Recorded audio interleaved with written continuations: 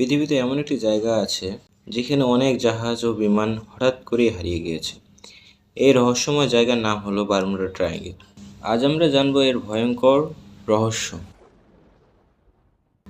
এই রহস্যকর জায়গাটি তিনটি স্থানের মধ্যে তৈরি হয়েছে: মিয়ামি, বারমুডা এবং ছানজাং।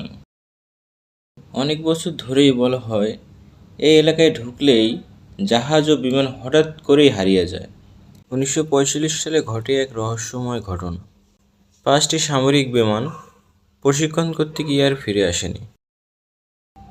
কিছু মানুষ মনে করে এখানে অদ্ভুত চুম্বক শক্তি বা অজানা রহস্য আছে, কিন্তু বিজ্ঞানীরা বলেন বড় ঝড় কিংবা বড় ঢেউ এবং মানুষের নেভিগেশন ভুলেই এসব ঘটনা কারণ হতে পারে।